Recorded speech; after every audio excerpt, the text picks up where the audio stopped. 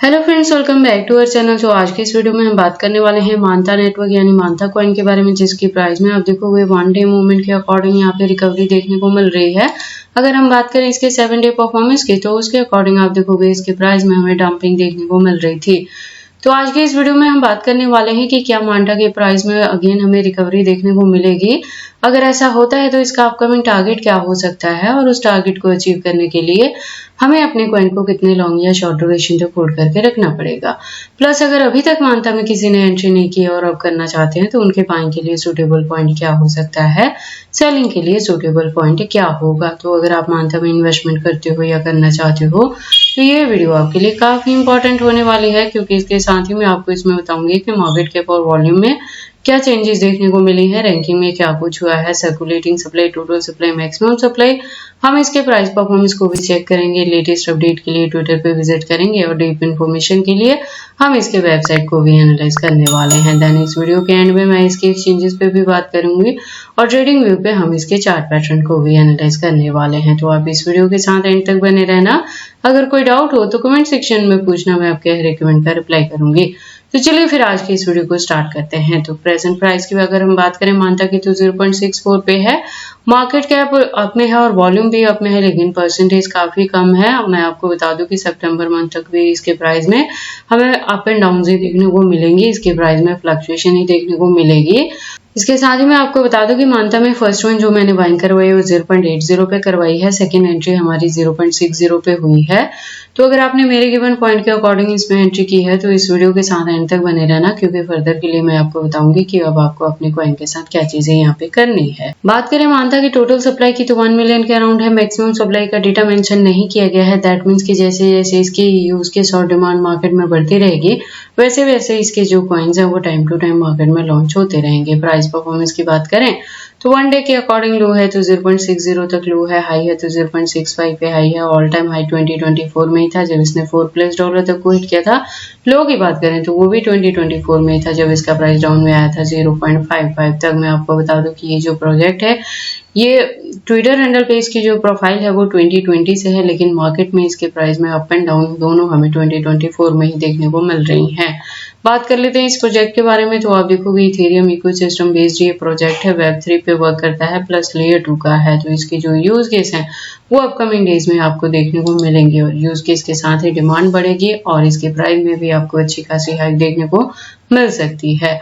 उसके बाद हम बात कर लेते हैं इसके एक्सचेंजेस के बारे में। तो आप देखोगे मार्केट में 2020 से है, उसके बावजूद भी इसके जो एक्सचेंजेस हैं वो आपको फॉरेनर प्लस इंडियन दोनों के साथ यहाँ पे लिस्टिंग देखने को मिल जाएगी। टोटल की बात करें तो कॉइन मार्केट कैप के अकॉर्डिंग 65 हैं जो लिस्टेड हैं और भी हैं जो अभी अनलिस्टेड हैं। लेकिन एक्सचेंजेस को जब भी आप यूज करें तो सेफ्टी लेके चलें कि किसी भी एक सिंगल एक्सचेंज पे बहुत ज्यादा फंड ना रखें, उसे डिस्ट्रीब्यूट करके रखें मल्टीपल एक्सचेंजेस पे। एक्सचेंजेस चाहे आप फॉरेनर यूज करते हो या इंडियन यूज करते हो, कभी भी सिंगल एक्सचेंज पे बहुत ज्यादा फंड आप नहीं रखेंगे। उसके बाद हम बात कर लेते हैं मानता के अनलॉकिंग के रिलेटेड। तो यहाँ पे जन 2025 में हमें नेक्स्ट अनलॉकिंग यहाँ पे देखने को मिलेगी। तो उससे पहले एक्सपेक्टेड है कि 2024 के एंड तक जाके मार्केट में हमें रिकवरी देखने को मिले। तो इसीलिए मैंने जो होल्डिंग का ड्यूरेशन यहाँ पे रखाया है वो 2024 के एंड तक कहा है। वो वहां तक जाते जाते क्या अपडेट्स रहेंगी, प्रॉफिट बुक करेंगे तो कितने परसेंटेज से करेंगे और बाइंग करना भी पड़ता है तो किस पॉइंट पे करते हैं, ये सारी चीजें मैं टाइम टू टाइम अपडेट करती रहूंगी। तो आप मेरे चैनल के साथ भी ट्यून्ड अप रहना। अगर हम मानता कि यूज केस के बारे में बात करें ना, तो ये मॉड्यूलर इकोसिस्टम फॉर वेब3 पे है और ये क्या करता है कि बिल्ड करते हैं deploy any solidity based decentralised application on Manta and leverage its technology stack to deliver fastest transaction speed than layer 1 and lower gas cost than layer 2। ठीक है, तो स्पीड इसकी इंक्रीज रहेगी, स्पीड जो है वो फास्ट रहेगी लेयर 1 के कंपैरिजन में, लेकिन गैस फीस जो है वो लेस देन रहेगी लेयर 2 के कंपेयर में। तो ये जो इसकी यूज केस है वो अपकमिंग डेज में बढ़ सकती हैं। यूज केस के साथ ही इसकी प्राइस में भी हाइक देखने को मिल सकती है।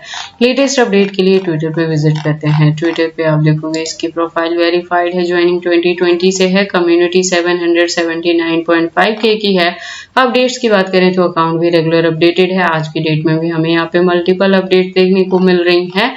इससे ज्यादा अगर आप डीप इन्फॉर्मेशन चाहते हो तो इसके वेबसाइट पे विजिट कर सकते हो, जहाँ पे काफी सारी इन्फॉर्मेशन दी गई हैं। और इसके बैकएंड्स पे पावर्ड बाय में अगर हम बात करें तो Celestia, polygon, OP stack and Polkadot है। और वैसे ये इथेरियम इकोसिस्टम बेस्ड प्रोजेक्ट है। तो जैसे जैसे इथेरियम के प्राइसेस में हमें अप एंड डाउन देखने को मिलेंगी, उसी के फॉलोअप में मानता का प्राइस भी अफेक्ट होगा। तो अगर आप इसके बारे में फर्स्ट टाइम सुन रहे हो और एंट्री करना चाहते हो तो ऐसा करने से पहले आप एक बार इसकी वेबसाइट को क्लियरली अंडरस्टैंड कर लें, इसके प्रोटोकॉल्स को एनालाइज कर लें, सो दैट आपको पता लगे कि ये कॉइन मार्केट में किस प्रोटोकॉल्स पे वर्क करता है। उसके बाद हम मानता के चार्ट पैटर्न को एनालाइज करते हैं ट्रेडिंग व्यू पे। तो आप देखोगे इसको मैंने यूएसडीटी के पेयर के साथ 4 आवर का इंटरवल लिया है, जिसके अकॉर्डिंग जो रेजिस्टेंस है वो 0.64 पे है। यहाँ से मैं कह रही हूँ कि जो फर्स्ट वन बाइंग है वो 0.80 पे है, सेकंड वन 0.60 पे है।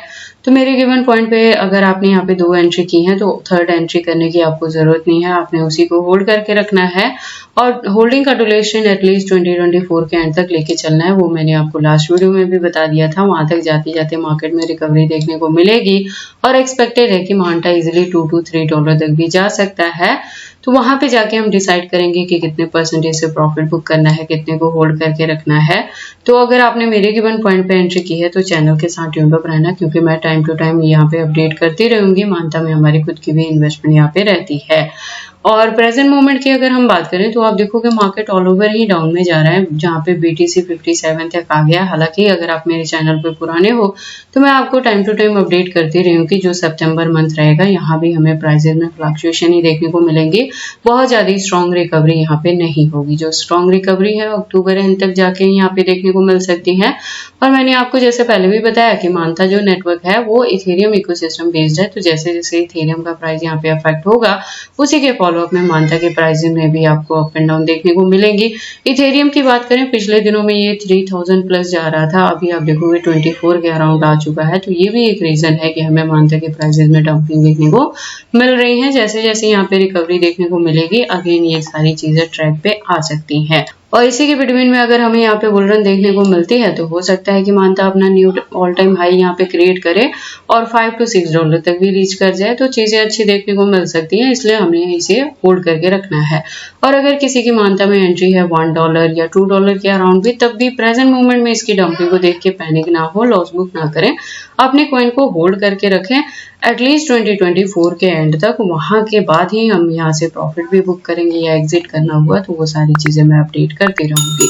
बाकी आपको मानता में एंट्री करनी है या नहीं करनी है, अगर करते हैं तो इसे कितने लॉन्ग या शॉर्ट ड्यूरेशन तक होल्ड करके रखते हैं, ये सारी चीजें आपकी पर्सनल चॉइसेस हैं। बट जब भी आप इन्वेस्टमेंट करते हो एक बार अपने बिहाफ पे भी इन सारी चीजों को जरूर एनालाइज कर लिया करें। और अगर अभी तक किसी ने एंट्री नहीं की, आप करना चाहते हैं तो उनके लिए ये जो पॉइंट है ये भी अपने बॉटम पे ही है, आप यहाँ पे थोड़ी एंट्री कर सकते हैं। होल्डिंग का ड्यूरेशन सेम एज ही रहेगा 2024 के एंड तक। तो ये सारी अपडेट्स कैसी लगी मुझे कमेंट करके बताएं। इस वीडियो को लाइक करें, चैनल को सब्सक्राइब करें और इस वीडियो को शेयर करें अपने दोस्तों के साथ।